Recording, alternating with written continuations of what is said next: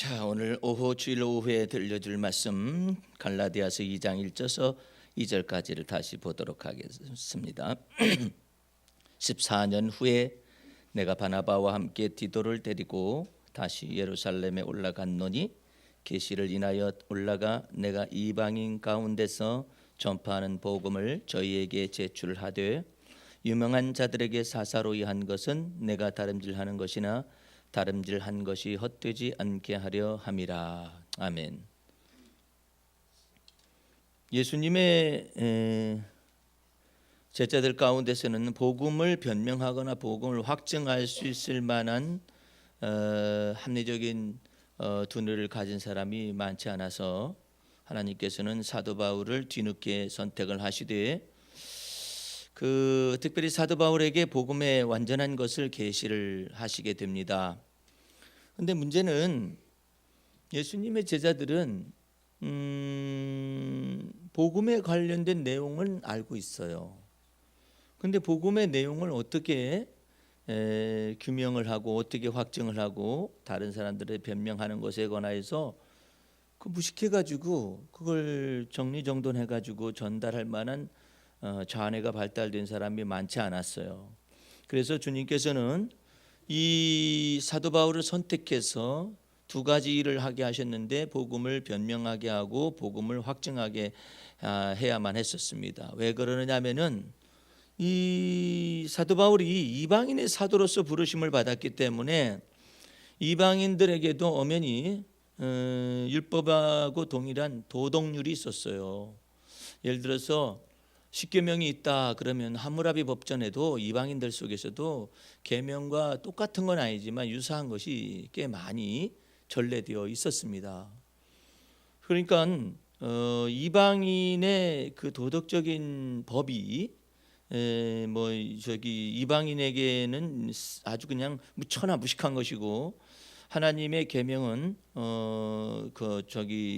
이방인하고 비교될 수가 없다라고 말하기에는 저 이방인들 속에서는 전설이나 설화로 이렇게 퍼져 있었습니다. 예를 들어서 창조에 관련된 것도 이방인에게는 창조 설화가 이렇게 있었지만은 하나님께서는 말씀하고자 원해서 모세를 선택해 가지고 모세 오경에 계시와 감동을 주어 가지고 쓰게 하고자 원하는 것은 이방인들처럼 이게 자연적으로 어떻게 발생했거나 아니면은 창조 설화와 같은 게 전설에 속한 것이 아니라 하나님의 역사를 통하여 천지가 창조되었고 그 다음에 또 이처럼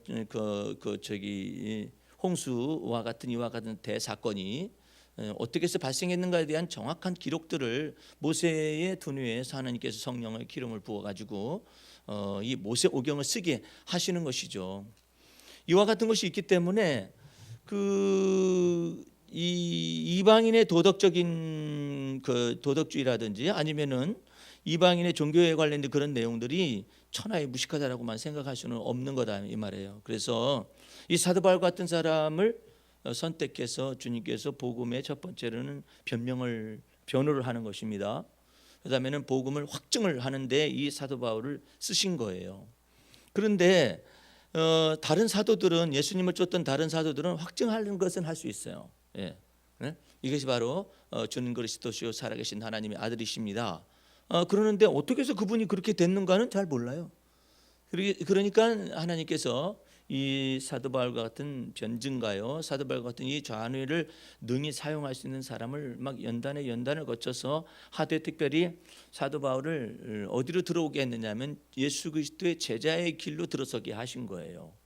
예수 그리스도의 제자의 예수님과 더불어서 같이 동행하지 않았는데 어떻게 예수 그리스도의 제자의 길로 들어올 수 있느냐에 그와 같은 놀라운 문제점을 사도 바울을 통하여 던졌고 그것은 우리가 예수 그리스도를 보지 못하였으나 사랑하는 이방인들 속에서 그대로 적용될 수 있는 내용이었기 때문에 사도 바울 같은 사람은 굉장히 중요한 복음 사역에 있어 복음의 역사 속에 있어서 아주 중요한 정점을 차지하는 사람이에요. 왜냐하면 사도 바울은 예수님께서 공생애 동안 있었던 3년간의 세월 동안에 제자들과 더불어서 그 사역을 동행하면서 감당하지는 않았었고 예수님께서 십자가의 죽음의 사건 어떤 고난의 사건 속에 동참되어지지는 않은 사람이잖아요. 단지 부활하신 예수님만을 만났을 뿐이라고요.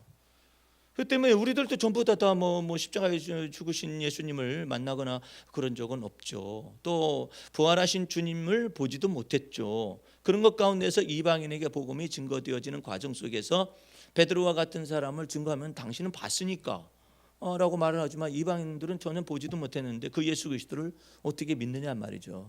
이런 내용에 관련된 내용을 사도 바울을 통하여 계시해야만 했었습니다. 근데 문제는 사도 바울의 사도성에 관해서 자꾸 비판이 나오는 거예요. 사도는 자격을 구비하려면은 예수님과 더불어 공생의 3년 동안의 경험이 있어야 하지 않느냐. 그 경험 속에서 십자가의 고난 당하는 것에 동참된 사람으로서 부활의 증인이 된 사람을 사도로 세워야지. 그렇지 않고 부활의 증인만 되어진 사람에다가 예수님의 공생의 동안에 없었던 그와 같은 일들에 관해서 어떻게 우리가 증명할 수 있겠느냐라는 이와 같은 어려운 것들이 지금 사도 바울에게 사도성의 의구심이라는 것으로 나타나서 첫 판부터 갈라디아서 1장 1절은 자기 사도성에 관하여서 변명을 막 하고 있는 것이죠. 그리스도 예수 안에서 이것은 사람으로서 만들어진 것도 아니고 하나님께로부터 그리스도 안에서 부르심을 받아가지고 성령 안에서 사도가 된 것이다. 이런 내용을 얘기를 하고 있지 않습니까? 이런 것 가운데서 어쨌든 사도 바울은 예수 그리스도의 완전한 복음을 알려면은 부활의 주님만을 만나서 사도로서 부르심을 받은 이 사람이 예수님의 제자들이 3년 동안 예수님과 더불어 공생의 동안에 동행했단 말이에요. 그 동행한다라는 내용을 한마디로 딱 접어 올리면은 언어로 구성한다면 제자의 길을 걸었을 뿐이에요. 그러니까 제자들은 예수님이 십자가와 부활 사건 이전에 예수님과 제자의 길을 걸었을 뿐이고 먼저 걸었을 뿐이고 사도 바울은 반대로 가야 하는 거예요. 사도 바울은 부활의 주님을 만났어요.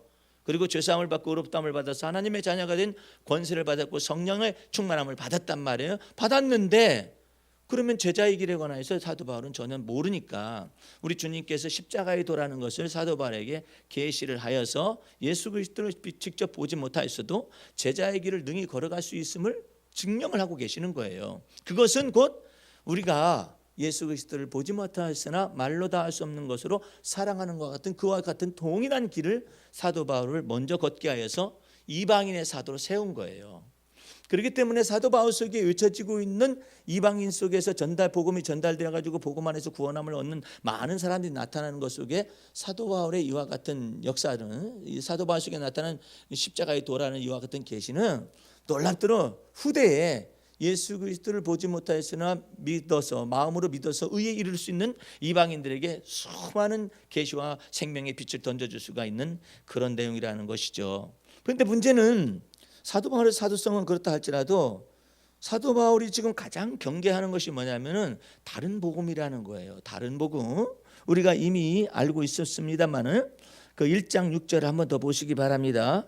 그리스도의 은혜로 너희를 부르신 이를 이같이 속히 떠나 다른 복음 쫓는 것을 내가 이상히 여기노라. 다른 복음은 없나니 다만 어떤 사람들이 너희를 요란케 하여 그리스도의 복음을 변하려 함이라. 그러나 우리나 혹 하늘로부터 온 천사라도 우리가 너희에게 전한 복음을 위해 다른 복음을 전하면 저주를 받을지어다. 이렇게 나타난 거예요.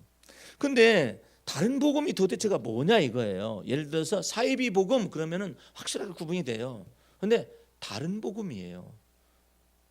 예수 복음을 반대하는 것이다. 아니면 모르지만은 이것은 다른 복음이란 말이에요. 다른 복음이라는 것은 약간 다른 거예요.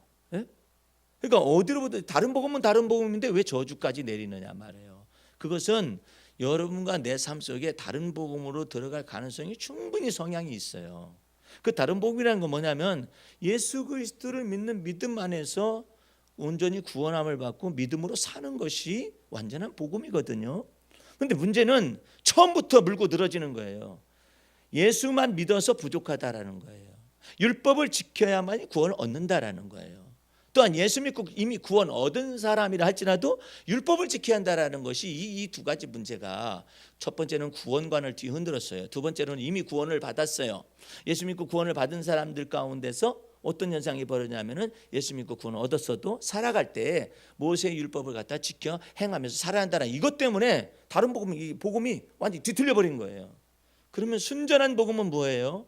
오직 예수 그리스도께서 율법과 선지자의 모든 말씀을 완성하시고 율법의 목적을 다 이루셨기 때문에 하나님이 예수 믿는 자를 의롭다 칭하시는 거예요. 예? 의롭다 칭하시기 때문에 여러분이 율법에 의해 흠이 없어가지고 구원을 얻으려고 하는 어리석음을 이제 다 완전히 벗어버리면 돼요. 그 율법의 멍에를 벗어버리면 된다고. 생각해 보세요. 어떤 사람은 지금 율법에 의해 흠이 없어야 하나님을 마음을 다하고 뜻을 다하고 목숨을 다하여 하나님을 사랑하고 그 사랑하게 되면 영생 얻는다라고 믿고 있어요. 그 사람이 회심하기 전에 사도 바울이었었어요. 그렇게 열심을 내고 그렇게 열심을 내서 율법에 의해 흠이 없으려고 애를 쓰는 거예요. 하나님의 이 거룩한 말씀, 의로운 말씀에 흠이 없게 살으려고 애를 쓰고 있어요. 누가? 죄인인 사람이. 그러니까 모순이 발생하는 거예요. 하나님의 거룩한 말씀, 하나님의 의로운 말씀, 하나님의 선한 말씀에 죄인이 그대로 살으려고 하니까 사라지지는 않고 뭐만 발생하냐면 의식하는 것이 발생하는 거예요. 살으려고 노력은 하는 거예요. 의로워지려고 노력은 하는 거예요.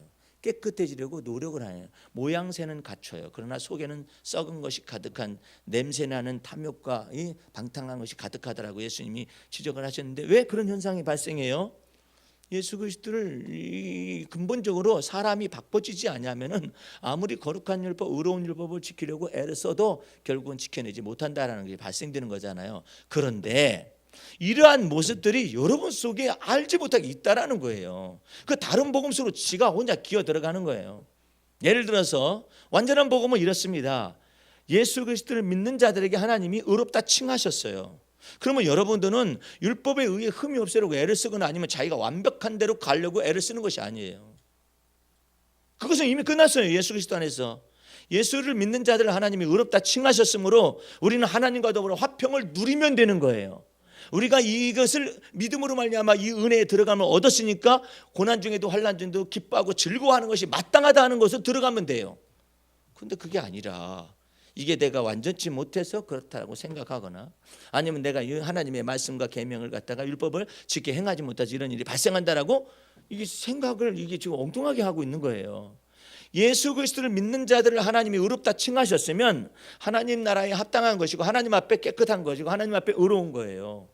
그 의로움을 예수 그리스도 옷을 입혀서 주었으니까 우리가 해야 할 일이 뭐냐면 하나님의 은혜를 찬양하고 하나님의 은혜를 기뻐하고 그리스도의 은혜 속에 붙어있는 것이 우리가 해야 할 일인 거예요. 예? 그게 할 일이 없잖아요. 할 일이 없으니까 주님은 그래요. 하나님의 은혜를 송축하고 하나님의 은택을 잊지 말아라. 그것이 바로 복음이거든요. 그러니까 어떻게 해야겠어요? 이제 예수 그리스도를 믿는 믿음 안에서 우리가 의롭다함을 받았기 때문에 하나님과 더불어 화평을 누리잖아요. 그리고 예수 그리스도 안에서 하나님의 은혜가 이처럼 나타나게 되었으니까 환난 중에서 기뻐하고 즐거워하는 것이 마땅하다는 것으로 들어가기만 하면 주님께서 역사하시겠다라는 거예요. 성령으로 역사하시겠다라는 거예요. 그러니까 간단한 거예요. 굉장히 간단한 거예요. 왜냐하면 인간은 가장 큰 목숨을 던지는 것이 의의 문제예요. 저기 최진실이라는 국민 가수에 대해서 내가 몇 차례 얘기하잖아요.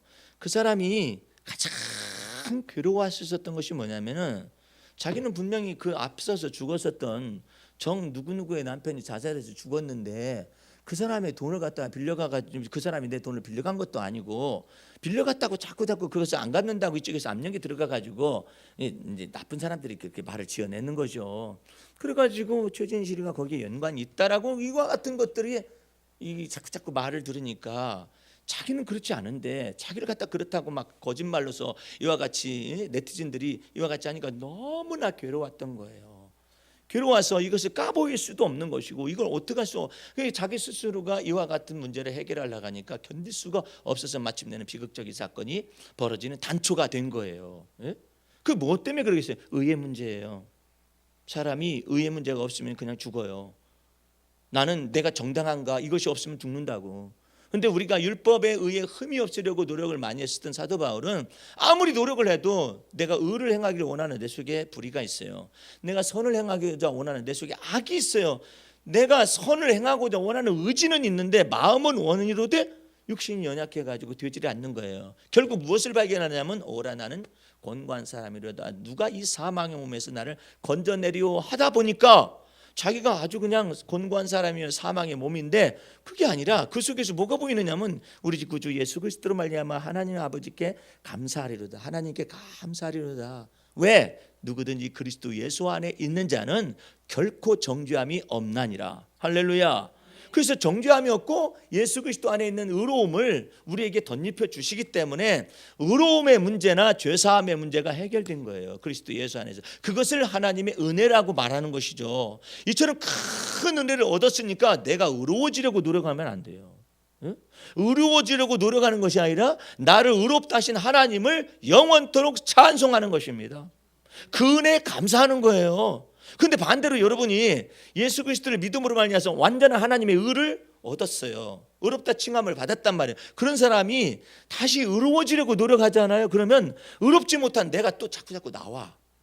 선해지려고 하잖아요. 그러면 선하지 못한 내가 자꾸 나와서 자기 속에 곤고한 사람과 사망의 몸만 접촉이 되는 거예요. 그렇기 때문에 우리 주님께서는 뭐라고 하냐면 네가 예수 그리스도를 믿는 믿음 안에서 내가 너를 의롭다 칭하였으니까 네가 의로워지려 하지 말고 의롭다 칭하신 하나님의 은혜를 찬송하는 것이 너희 하는 일이다.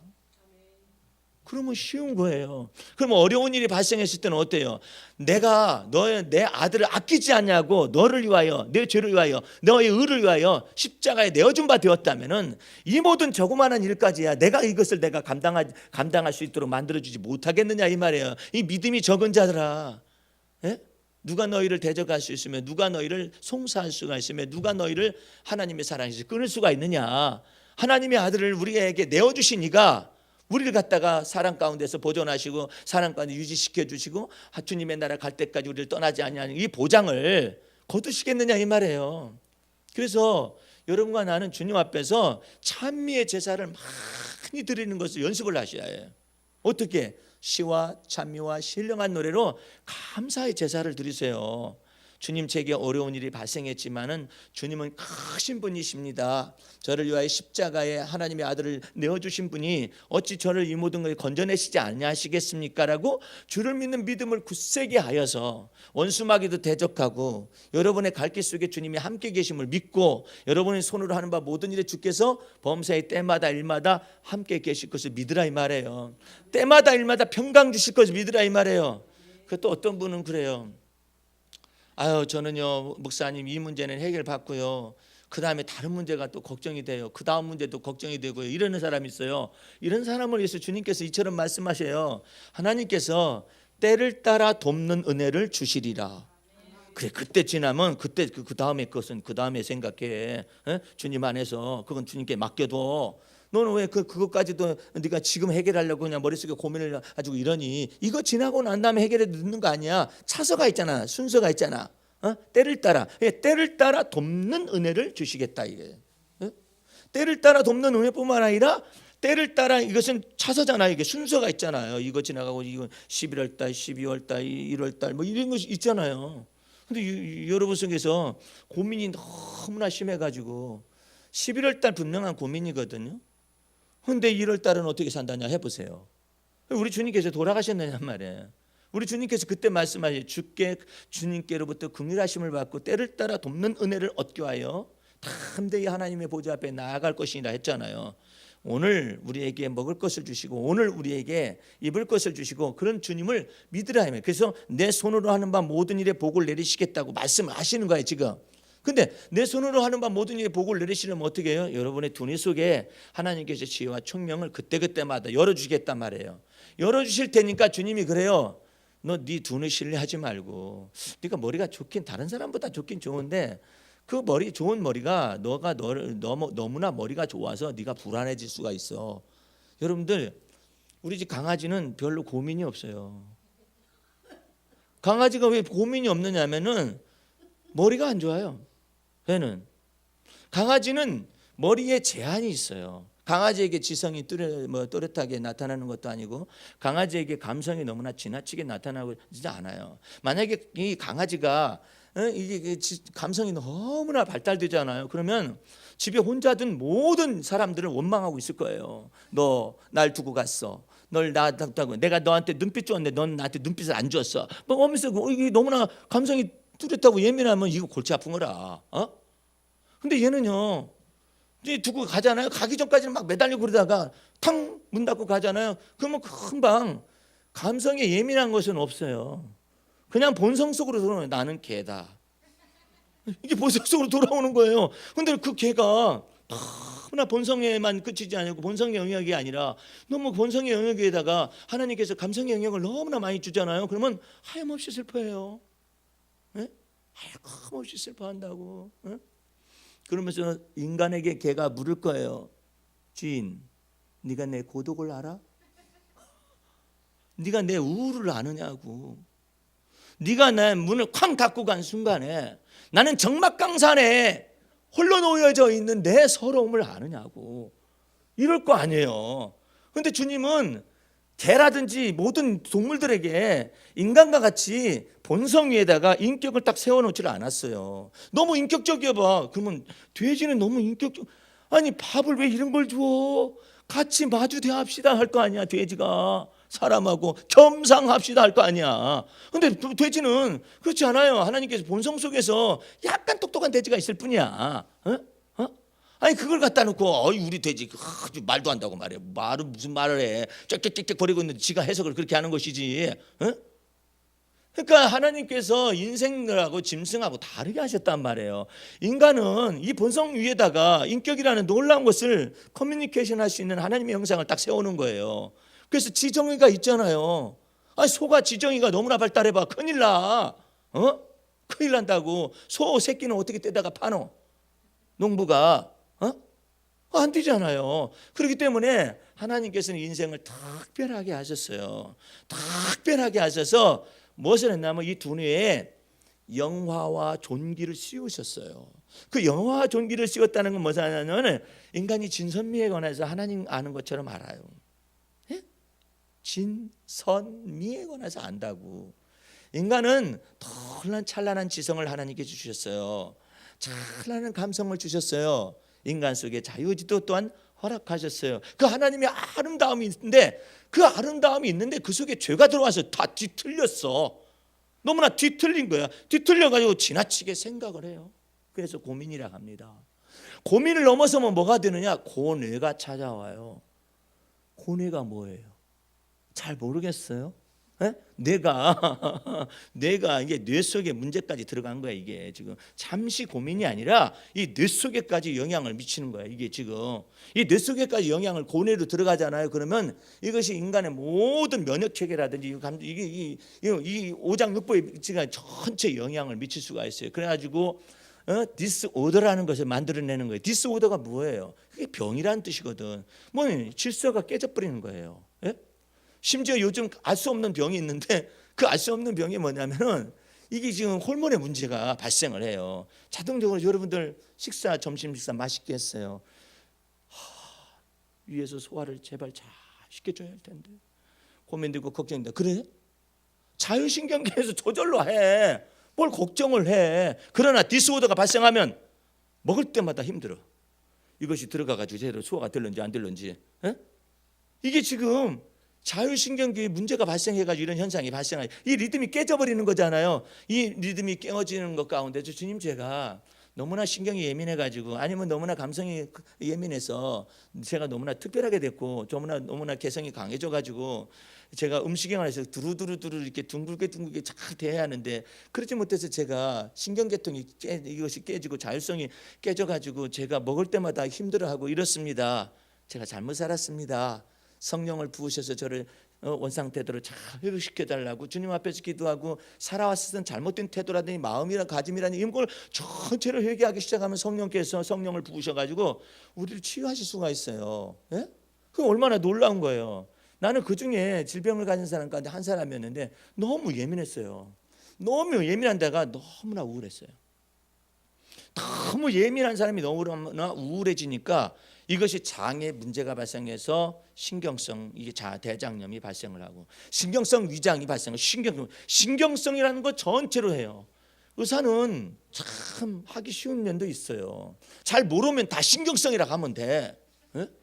자율신경계가 되건 무슨 신경계가 되건 하여튼 다 신경성이라고 하면 돼요. 뭐 할 말 있어요? 인간 속에서 그처럼 인간은 예민하기 때문에 하나님을 경외하지 아니하면은 인간이 너무나도 이게 삐뚤어져 가지고 고민 속에서 자기가 헤매는 거예요. 자기의 똑똑함 속에서 자기가 속아요. 자기가 너무나 똑똑했기 때문에 의심도 많아지는 것이고, 자기가 너무 똑똑했기 때문에 근심도 많이 만들어요. 이상하지 않아요? 그래서 하나님을 경외하라고 그러는 거예요. 너 그처럼 똑똑한 머리를 창조해 놨다면은 너 스스로 이 모든 걸 감당해내려면은 네가 그 고민 속에서 네가 헤매. 그러니까 네가 똑똑한 머리를 없애라는 뜻이 아니다. 하나님과 더불어서 동행하되 하나님을 범사에 경외하면 하나님께서 내 명철을 갖다가 열어주실 것이고 지혜를 열어주실 것이고 하나님이 경영할 수 있는 모든 일들이 성취되게 만들 것이다, 이 뜻이거든요. 그런데 지 혼자 똑똑해가지고 있다 보면은 근심을 자기가 만들어버려요. 걱정도 자기가 만들어버려요. 그래가지고 자기가 그 속에서 막 눕히는 거예요. 그 속에 헤어나오지를 못하죠. 그래서 여러분과 내가 왜 하나님을 경외하게 하나님께서 하셨느냐? 예를 들어서 강아지한테 하나님을 경외하라고 말하지는 않아요. 새 토픽에 보니까 강아지가 기도를 한다고 그랬는데 그 강아지는 좀 특별한 은사를 받았나 보지. 아니 애완견이 기도를 한다네? 다 같이 식사기도 하겠습니다. 그럼 애완견도 이렇게 해가지고 하는가 보죠. 이거 참 묘한 거잖아요. 어떻게 애완견이 기도를 다 하는지. 그래가지고 내가 우리 집 강아지한테 야, 너는 기도할 때 뭐 하고 앉았다? 전혀 알아듣지 못합니다. 걔하고 나하고 만난 지가 꽤 됐는데 발! 이게 귀가 안 뚫어져요. 언어가 안 뚫어져. 발! 안 뚫어져. 발을 잡으면 발은 내밀어. 언어로 발을 뭔지는 몰라. 귀가 확 막혔어요. 예? 이게 싹 막혔다고. 예? 그럼에도 불구하고 이 강아지를 갖다 이게 높은 도덕률을 요구하거나 높은 저것을 요구하지는 않잖아요. 아니 곰이 그렇게 똑똑하다잖아요. 나 처음 들었네. 여러분들 이 얘기 여러분들도 처음 들었을 거야. 한번 내가 밥 금방 먹고 이제 졸릴 테니까 이 얘기 좀 한번 들어보세요. 내가 이것이 토픽에 나왔다는데 왜 박사님이 돼가지고 모르냐고 나를 막 혼을 내더라고 목사님들이. 곰이 겨울을 나기 위해서 살을 찌워야 하잖아요, 그죠? 겨울을 나기 위해서 살을 찌운단 말이에요. 근데 지가 살이 얼마나 쪘는지 지가 어떻게 알죠? 그걸 아느냐 이거야. 나보고 내가 곰 사정을 어떻게 알아? 그랬더니 자기는 안다는 거야. 들었다는 거야. 곰이요 잔뜩 먹고 난 다음에 나무 위로 올라간답니다. 나무 이만큼 더 올라가서 거기서 툭 떨어진대요. 떨어져서 약간 아프잖아요. 덜 먹으면 덜 찬 거예요. 살이 덜 차. 아이고 아프다. 그런 거 보니까 살이 덜 찼다. 그래서 또 한참 막 먹는다며 막 먹고 나면 이제 얼마나 되는가 해가지고 또 나무 위로 올라가지고 쿵 떨어졌는데 아이고 아프다. 그러면 아직도 덜 먹었구나. 살이 덜 쪘구나 해가지고 또 올라가가지고 해서 마침내 퉁 떨어졌는데 아무런 감각이 없잖아요. 그러면 됐다라고 생각한다는 거예요. 놀랍잖아요. 이런 얘기 들어봤어요? 세상에 곰이 그렇게 지혜 있다 할지라도 지가 축구를 하겠어? 안 돼요. 문화창조가 안 돼. 지가 배구를 하겠어, 무엇을 하겠어? 하면 얼마나 하겠어? 패스를 하겠어요, 뭐 하겠어요? 헤딩슛을 하겠어요, 뭐 하겠어요? 아이고 이거 보통 일이 아니거든. 근데 인간은 다 하고 앉아 있어요. 얼마나 놀라운 인간이에요. 그만큼 하나님께서 여기에 인간에게 커뮤니케이션 할 수 있는 놀라운 영화와 존귀로 여기다 관을 씌우시면서 그 대신에 이처럼 똑똑한 머리, 이처럼 똑똑한 스마트한 감성과 스마트한 이 지성을 주었고 이런 대신에 하나님을 경외하지 아니하면은 그것이 도리어 너에게 부이메랑이 돼가지고 날라와가지고 근심과 염려를 잔뜩 짊어지고 산채로 네가 인생에 있어서 방향을 설정을 제대로 못해서 비참한 결과를 초래할 것이다. 하나님께서 그렇게 말씀하시는 것이죠. 그러므로 일의 결국을 다 들었으니까 범사에 하나님을 인정하라 그래요. 그러면 내 길을 지도하여 주시리라. 아니 예를 들어서 너는 마음을 다하고 뜻을 다하고 목숨을 다하고 성품을 다해 주 하나님을 사랑하거라. 그래야면 내가 네 길을 지도하시겠다 하면은 너무 어려워요. 마음 다하지 못했기 때문에 하나님이 우리를 지도 못할 거 아니에요. 뜻을 다하지 못했기 때문에 우리를 지도를 못할 거 아니에요. 성품을 다하지 못했기 때문에 하나님이 우리를 지도를 못하실 거 아니에요. 거기에 걸려들어서 그게 율법과 선지자의 말씀이잖아요. 근데 그게 아니잖아. 간단해. 잠언서 3장에는 이와 같이 말씀하시죠. 범사에 하나님을 인정하라. 그리하면 내 길을 지도하시리라. 얼마나 간단해요. 하나님을 인정하라는데. 예? 그러면 하나님께서는 거꾸로 이렇게 하는 거예요. 네가 하나님을 하나님 됨으로 인정하기까지 내가 너한테 풀리지 아니한 수수께끼를 탁 던지마. 인생 속에서 풀어봐라. 풀려지나? 네 자식의 문제 풀어질 것 같아? 네 부모의 문제 풀어질 것 같아? 부모와 자식 간의 문제 풀어질 것 같아? 그걸 딱 던져놓고 범사에 하나님을 인정하기까지 네가 항복을 해야 할 거다. 그것이 바로 주님을 복종하는 것이, 주님께 순종하는 것인데, 이 모든 것이 닥쳐지기는 우리 주님은 그러시는 거예요. 범사에 하나님을 인정하고 내 지혜를 신뢰하지 말아라. 하나님을 인정하라는데 뭐가 그렇게 어려워? 근데 내 지혜를 신뢰하는 거예요. 김장당군도 마찬가지예요. 내 재능과 내 지혜를 신뢰하기 시작하면은 이 모든 걸 내가 다 할 수 있는 것 같아요. 그런데 김장은 몇 개월치의 문제잖아요. 한번 잘못 담그면은 그냥 몇 개월 가는 거야. 우리 주님께서 그러는 거예요. 네 지혜를 신뢰하지 말고 네 재능을 신뢰하지 말고 범사에 하나님을 인정하라. 하나님을 인정하면 네 재능을 하나님께서 완전케 하시고 네 지혜를 완전케 하시고 네 두뇌를 완전케 하셔서 우리 주님께서 말씀하세요. 아브라함에게처럼 말씀하세요. 너는 내 앞에서 행하여 완전하라. 주께서 완전케 하시겠다 이 말이에요. 그래서 여러분의 믿음의 주요, 여러분을 온전케 하시는 주님이신 예수님을 바라보아라. 바라보라고 말하니까 얼마나 좋아요. 왜 바라보라 할까요? 방향 설정하기 위해서 그래요. 방향 설정을. 네가 어디로 가야 하는지, 네가 어떻게 해야 하는지, 이 방향을 너는 몰라. 앞길을 모른다고, 갈 바를 모른다고, 모르기 때문에 주님을 바라보라 이 말이에요. 내 앞서 행하시는 주님을 바라보아라. 그래서 이 방향 설정을 하는 거예요. 방향 설정을. 예? 아브라함의 조카의 롯 있잖아요. 롯은 아브라함은 처음부터 하나님의 말씀을 따라서 순종하면서 나아갔거든요. 롯은 누구를 따라왔느냐면 삼촌을 따라왔어요. 삼촌을 따라왔거든요. 삼촌을 따라왔기 때문에 롯은 언제나 사람에게 붙어서 행동을 하고 사람의 눈을 가지고 자기 결정을 내렸어요. 근데 삼촌과 더불어서 같이 있다 보니까 롯의 목자와 아브라함의 목자가 서로 다퉜어요. 땅이 좁다고 해서. 그때 당시는 넓었거든요. 그러니까 아브라함이 뭐라고 했느냐면은 너하고 나는 골육이니까 다투지 말자. 네가 우하면 나는 좌하고 네가 좌하면 나는 우하리라. 네가 선택하라. 이러니까는 이 아브라함의 조카 롯이 소돔과 고모라 성을 딱 보니까 요단들을 가만히 바라보다 보니까는 물도 많고 뭣도 있고 이렇게 해가지고 참 에덴 동산과 같았었다라고 말을 했어요. 겉보기에 너무나 좋은 것이죠. 그래서 롯이 거기를 선택해서 소돔과 고모라 성으로 막 기어 들어간 것입니다. 그때는 아직까지 소돔과 고모라 성에 악이 많지 번영하지 않았었기 때문에 기어 들어갔었는데 나중에는 소돔과 고모라 성이 불타서 없어지게 되잖아요. 근데 아브라함은 갈 바를 모르고 조카 롯이 떠나고 난 다음에 가만히 있습니다. 왜? 내가 여기 유브라데 강가에서부터 여기까지 건너온 것은 하나님의 말씀이 자기를 인도했거든요. 그러니까 하나님의 말씀이 자기를 지시를 해줘야만 해요. 갈 바를. 그렇기 때문에 이 아브라함은 가만히 있을 때 롯이 떠나자마자 하나님 여호와께서 나타나십니다. 아브라함아, 아브라함아, 왜 그렇게 부르시겠어요? 네 조카 떠나고 나니까 네가 마음에 외로움이 있지. 그리고 너는 어디로 가야 하느냐. 이 방향 설정에 관해서 하나님이 임재하셔서 말씀하시는 거예요. 너는 너 서 있는 땅을 동서남북으로 바라보아라.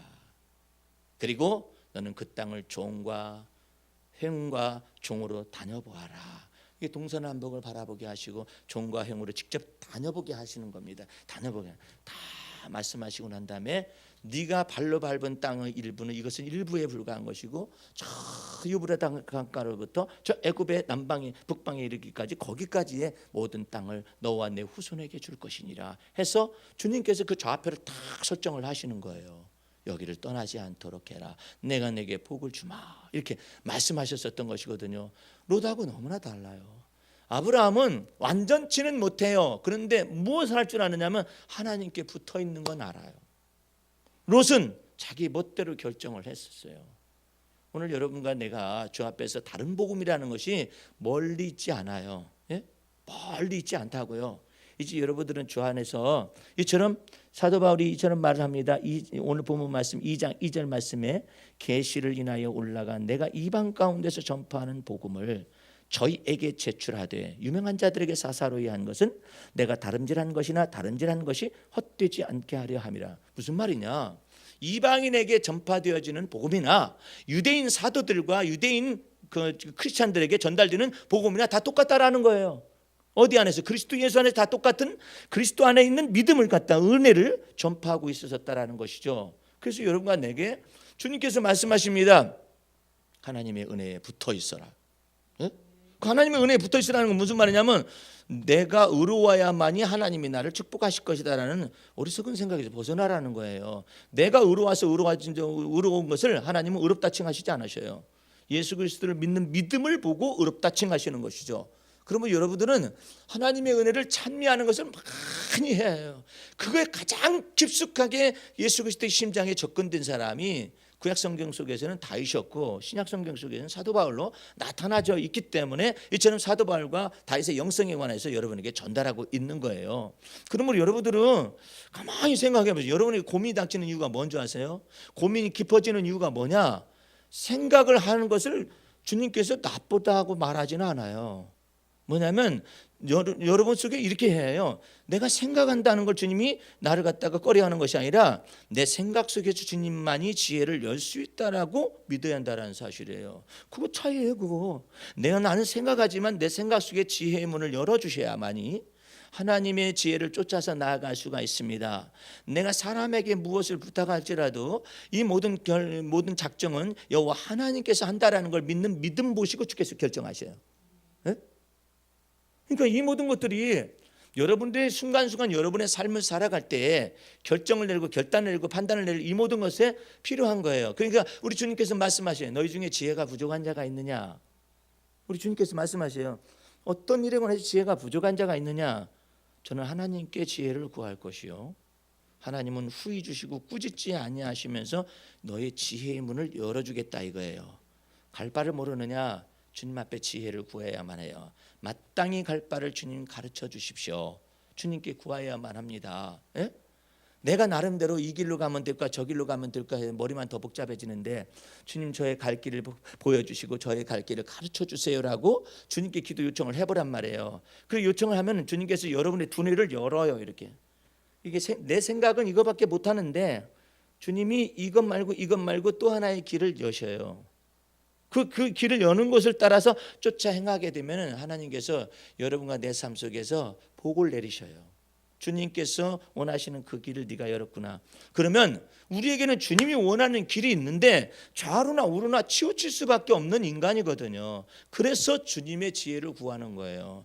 주님 갈 바를 제가 모르겠습니다. 가르쳐 주세요라고 공식적으로 네 아버지 통해서 기도하지 말고 네 어머니 통해서 기도하지 말고 네 문제는 네가 기도해봐라. 내가 너와 함께 있으리라. 그래서 다윗이 그러는 거예요. 나는 아브라함의 하나님, 이삭의 하나님, 야곱의 하나님 믿지만 하나님은 나의 하나님이 되십니다. 나의 하나님, 나의 갈 길이니까 나의 갈 길 속에 내 하나님으로서 나타나시고 내 하나님으로서 현존하시옵소서. 나는 내 아버지의 하나님, 내 할아버지의 하나님, 내 증조할아버지의 하나님 말고 나의 하나님이 되시는 것을 원합니다. 그 당돌한 사람이 야곱이에요. 야곱이가 그 길을 가는 겁니다. 부모님한테 도움을 받지도 못하죠. 그렇다고 유삼촌한테 갔을 때 유삼촌이 내 조카 녀석 잘 왔다. 넌 내 피부친이라 하면서 잘 돌본 것도 아니야. 유삼촌 나쁜 사람이에요. 아주 야곱보다 더 나쁜 사람이에요.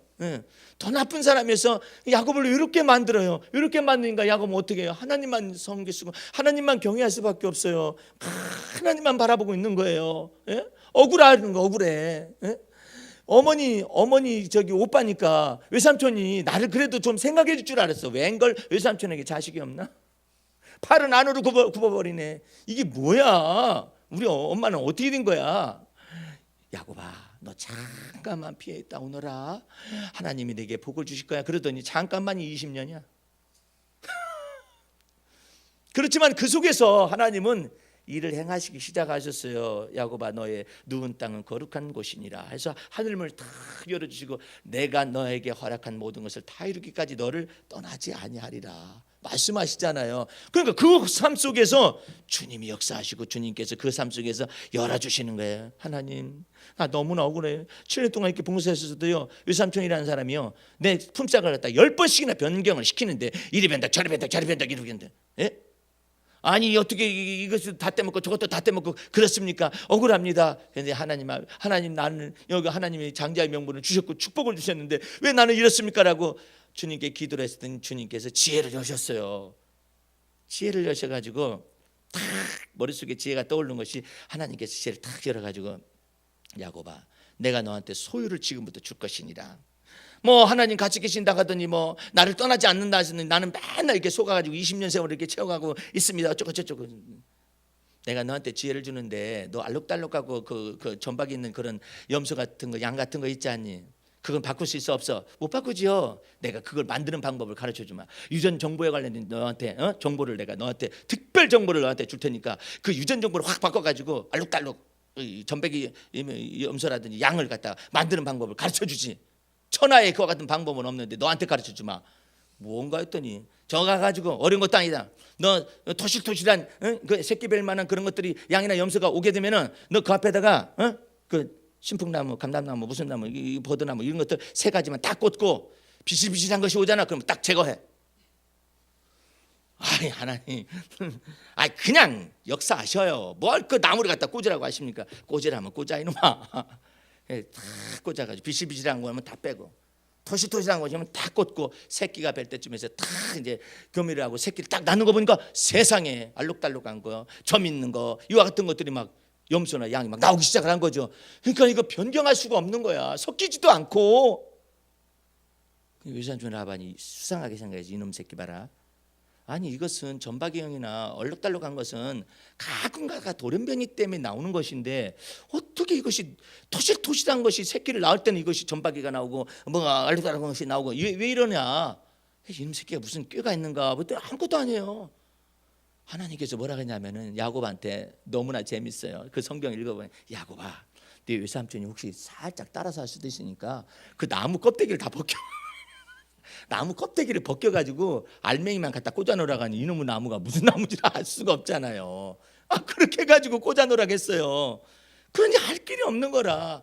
그래서 토실토실한 새끼들은 전부 다 알록달록하고 전배기는 전부 다 야곱의 것이게 되고 비실비실한 건 전부 외삼촌의 것이다. 이런 역사가 나타났어요. 내가 알지 못하는 크고 비밀한 일을 하나님을 범사에 인정하면 주께서 여러분의 길을 지도하시겠다라는 거예요. 그 길은 아무도 몰라요. 누구에게 어떻게 정해둘지 아무도 몰라요. 단지 우리 주님께서 말씀하세요. 믿는 자만이 그 믿음의 비밀을 알 것이라고 했거든요. 직접 요청해야 해. 소리야, 소리가 들리니? 이 복음의 소리가 들려야 해. 네가 지금 무엇을 하고자 원하는데 너가 엄마 대신 기도해 주세요. 목사님 기도해 주세요. 그것도 필요해. 더 중요한 건 뭐냐면 나의 하나님, 나의 갈 길을 가르쳐 보여주세요. 나 이거 좋아하거든요. 패셔너블한 거 정말 저한테는 아주 그냥 감 좋은 거예요. 이게 아주 좋은 거예요. 이 패셔너블한 이와 같은 것에 저한테 저도 감촉도 주시고 그다음에 사람을 읽는 마음도 주시고 지혜도 주시고 총명도 주시고 길을 열어주세요. 해가지고 그와 같은 것에 내가 좋아하는 일을 능히 해낼 수 있도록 하게 해달라고. 소리가 기도를 요청해서 왔었을 때 주님 패셔너블하다라는 말을 했었거든요. 그러니까 좋아가지고 그러는데 그와 같은 것 속에서 좀 더 하나님께 가르쳐달라고 지혜를 열어달라고 하고 아침에도 저기 다른 사람 밑에서 지금 있다 할지라도 구제와 같은 그런 물건을 다루는 그 집에 가서 다른 사람 밑에서 있다 할지라도 하나님 제가요 주님의 사람이잖아요. 하나님이 저 사랑하시잖아요. 그러니까 오늘 제가요 그 이전 날에 이와 같은 저기 수입을 올렸다면은요, 그 사장님 밑에서 제가 조금 더 하나님께 지혜와 총명과 감각, 센스를 이렇게 주신다면은 내가 손님으로 온 사람한테 탁탁탁탁 맞춰줄 때마다 그 사람의 마음에 탁탁탁 들어간다면은 하나님 저도 눈이 열리는 것이고 손님을 마음을 읽는 것도 되는 것이고 그래서 그 사람한테 탁탁 안겨주고 그럴 때마다 수익이 증대가 될 때마다 좋은 길이 더 열리지 않을까요? 이렇게 생각하면서 그 패셔너블한 센스를 하나님께 내어 맡길 줄 알아요. 아유 하나님이 와서 옷도 파세요? 왜 못해? 아니 전박이도 염소도 만들어내고 뭣도 만들어내고 막 그러잖아. 근데 너만 가지고 있는 거야 그것은. 그리고 그걸 공개를 하면 안 돼. 그리고 공개할 정도로 확실하게 잘 안 줘. 왜냐하면 네 것인 거 자랑할까 봐서, 입 벌려가지고 자랑할까 봐서 안 준다고. 그때마다 지혜를 구해야 해. 그때마다 때를 따라 돕는 은혜를 주시겠다 이렇게 약속을 하거든. 목사님도 글을 쓸 때 그래요. 미리 확 줘버리면 얼마나 좋아. 그때 주시. 그때 아이고 여기서 더 이상 안 나갑니다. 뇌를 아무리 이 대글박을 굴린다 할지라도 안 됩니다. 한계가 있습니다. 한번 쉬어라. 쉬었다가 나중에 와서 딱 쓰려가면 그때부터 글이 열리는 거야. 이게 글이 열려요. 그래가지고 쓰는 거야. 그때마다 때를 따라 돕는 은혜를 이 두뇌에 부어주셔야만 되는 것이거든. 마찬가지야. 센서티브한 것도 마찬가지야. 그 패셔너블한 센스를 가지고 어떻게 더 살리려면은 집단을 살리는 데는 한계가 있어요. 근데 그때마다 주님이 가르치신다고. 가르쳐가지고 노하우를 네가 다 간직하는 거야. 이런 타입의 사람이 올 때는 이것, 이런 타입의 사람이 올 때는 이런 말로서 탁 칭찬해주고, 이런 타입이 올 때는 이렇게, 이런 타입이 올 때는 이렇게. 저 사람은 자존심 센 사람이구나. 저 자존심 센 사람한테는 낮은 학급의 가격의 물건을 갖다 들이대면 안 되지. 어떻게 이런 것들을 다 알아야 해. 알게 되면은 오자마자 딱 보면 저 사람은 무슨 타입이다. 그렇게 해가지고 배워가지고 이 센서티브하게 계속해서 이것을 갖다가 능력을 하나님께로부터 공급받는 거예요. 지혜와 총명을 공급을 받는 것이지. 그러니까 그것이 모든 영역에서 사람마다 다른 거예요. 예? 김연아라는 그 아가씨 있잖아요. 얼마나 훈련과 연단을 많이 거쳤어요. 그 주님을 잘 믿는 사람이, 그 사람들이.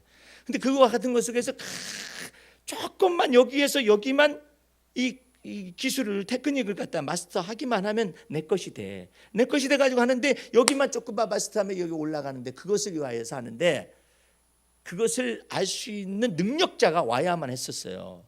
그 능력자를 저기로 초빙을 했어요. 코치로 초빙을 했어요. 그 능력자는 누구냐면은 연하가 기술도 좋고 모든 거 다 좋아. 근데 문제는 표정이 문제라. 이게 표정이 문제야. 여러분, 이 표정 때문에 이게 더 이상 점수가 안 나와요. 항상 심각해. 날아오르긴 오르는데 심각해.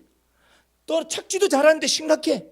도대체가 이 어떻게 된 아가씨가 이 표정이 이게 없는 거라. 이게 이 표정이 밝아야 할 게 아니에요.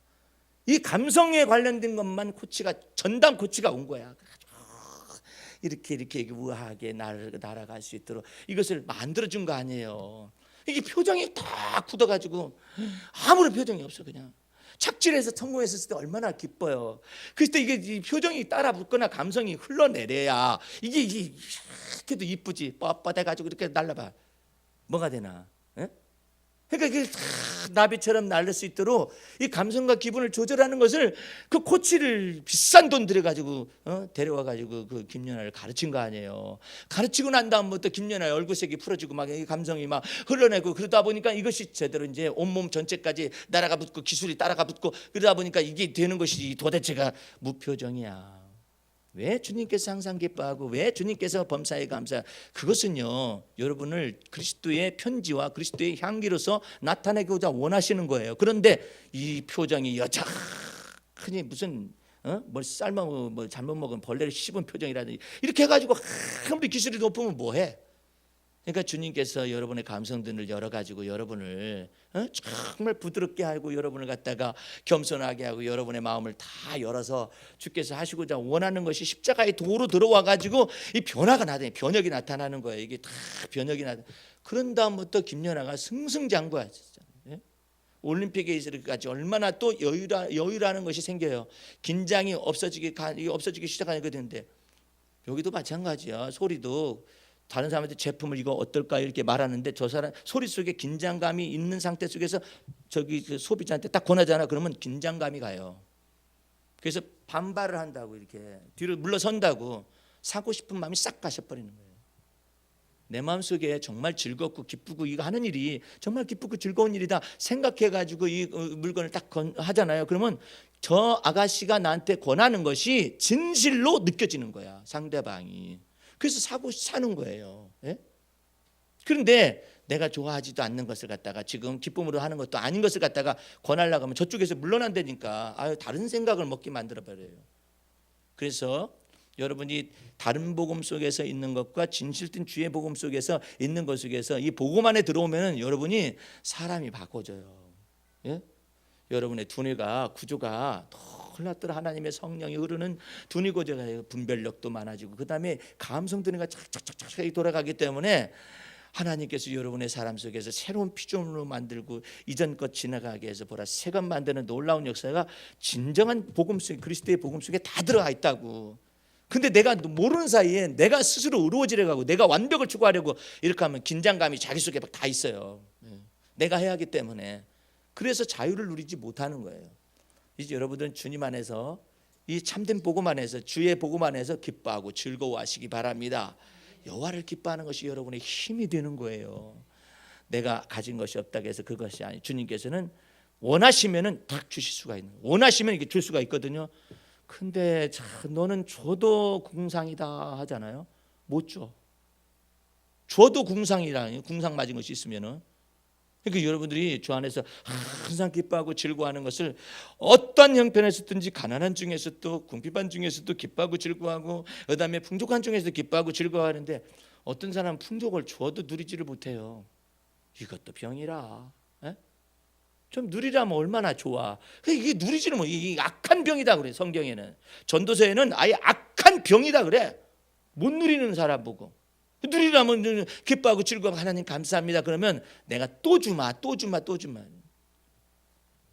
여러분이 주님 앞에서 누리는 것만 잘 배워도 주님은 다음 것을 준비를 하고 있어요. 좋은 것들을 다 준비하고 있거든요. 이제 주 안에서 여러분들 새롭게 여러분을 빚어 만드시고자 하는 성령님이 들어오셨어요. 그 성령님한테 성령의 아주 열매가 뭐예요? 사랑, 희락, 화평, 기쁨과 즐거움에다가 화평, 양선, 절제, 이 모든 것들이 전부 다 감성 속에서 기분과 감성 속에 이게 맺혀지는 열매들이거든요. 이걸 다 바꿔주기를 원하는 거야. 이제 여러분들은 주 안에서 이처럼 주님께서 주시는 바 이 복락을 받아 누릴 특권을 가진 사람들입니다. 할렐루야. 이 안에서 기뻐하고 즐거워하셔서 주님이 주시는 그 복락을 누리는 여러분과 제가 되기를 주의 이름으로 축원합니다. 기도하겠습니다. 우리 하나님 아버지.